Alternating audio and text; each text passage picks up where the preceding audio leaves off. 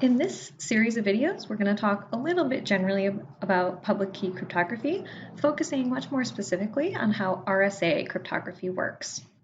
So, just a philosophy on public key cryptography in general.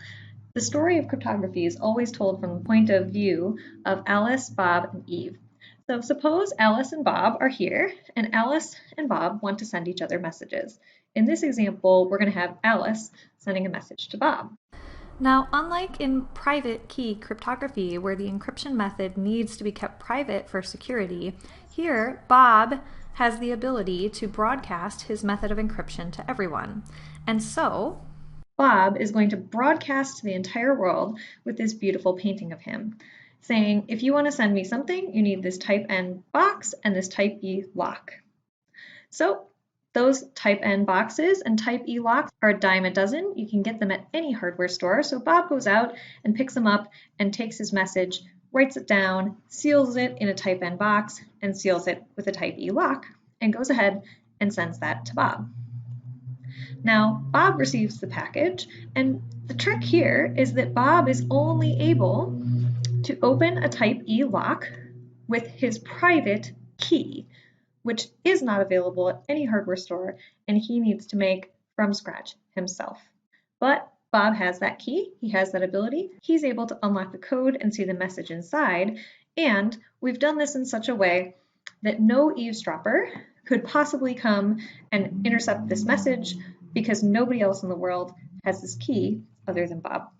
Now, RSA is a very modern cryptosystem. It was only invented in 1977 as opposed to the times of Caesar, where the Caesar cipher came from. So this is very modern, and it was invented at MIT by 3 professors there, and the algorithm is named after the last initials from their surnames. And it's a very simple algorithm mathematically, which is what's so brilliant about it. And all it really requires knowledge of is coprime integers, modular arithmetic, and exponentiation.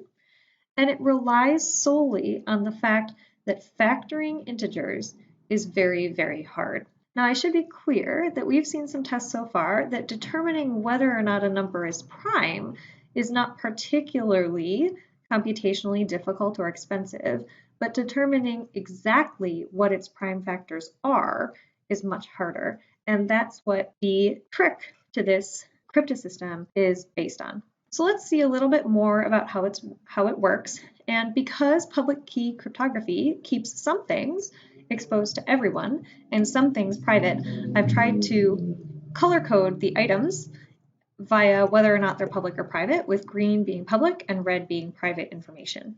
So we have this so-called box N and lock E, which are public to everyone. And the box N is going to be a numerical value. It's going to be something we mod by, and it's going to be a composite number, which is the product of 2 very large prime numbers, P and Q. Now, those prime numbers, P and Q, they would be known by Bob, but those would be private, even though their product would be made public, because factoring big numbers is very hard. The public key E that we are going to also broadcast to the world is determined by picking any number that's less than P minus 1 times Q minus 1. Again, we want P and Q to remain private, so P minus 1 and Q minus 1 will also remain private, but E will be broadcasted, and that's just some number that's less than P minus 1 times Q minus 1, still a big number, and coprime to P minus 1 times Q minus 1. The last bit that we need for this is the secret key, or the private key, D, and we're going to create D by having D serve as this multiplicative inverse for E modulo this number P minus 1 times Q minus 1. And that's the secret key D that we'll discuss how we find that and how we create that on its own later on in the slides. So these are the pieces we need to make up the box and the key and to do the encoding and decoding of the messages. Let's see how things are encoded, and then let's see how things are decoded. Now, anyone who wants to send a message to Bob is going to write out their messages as numbers. When we were working with the Caesar cipher, we had A stand for 0 and B stand for 1 and 2 stand for C and so on and so forth. and that worked really well with our modular arithmetic there. However, we're going to shift a little bit away from 0 and 1 because they have special properties when we're doing multiplicative modular arithmetic, which we will be doing. And so we want to shift them away from 0 and 1. We could start at 2 if we wanted to, or to add a little bit of mystery to what we're doing, we could shift further down the line. We have a lot of space modularly because we're working with a very large modulus. For our example, we'll start with A being 2, B being 3, and so on. We then encode our message by taking the letter, assigning it to whatever value we've given it, and then raising it to the eth power, modding by n.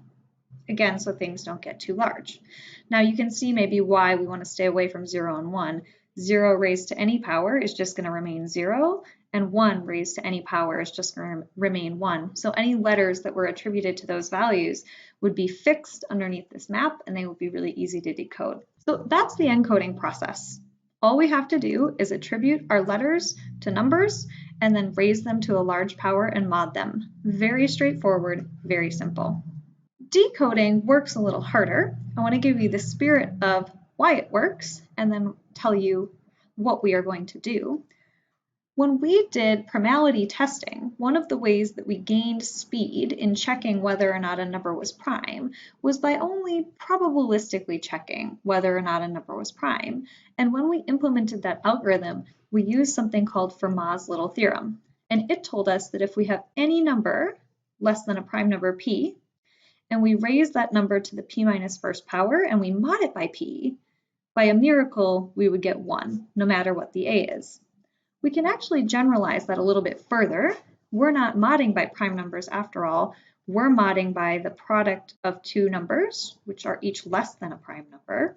But Fermat's little theorem generalizes, and it says if I take any number a less than this thing that is not prime, but each of the p and q are prime, then we can take that value, raise it to the p minus 1 times q minus 1, mod it by pq, the product of those two prime numbers, and what we'll end up getting is 1. So we're going to use that extension of Fermat's little theorem to say, all right, we encoded the message by taking it and raising it to the eth power. Let's take the message that has been raised to the eth power, let's raise it to the dth power, and again mod by n, the same thing that was done with encryption, except instead of raising to the public key value, we raised to the private key value. Because ed was selected so that when we mod it by p minus 1 times q minus 1, we get 1, we could translate that to say that ed can be thought of as a multiple of p minus 1 times q minus 1 plus 1 more. And when we work this out using the rules of exponentiation, first making that substitution and then using exponent rules, this piece by Fermat's little theorem is going to turn into a big fat 1 and go away.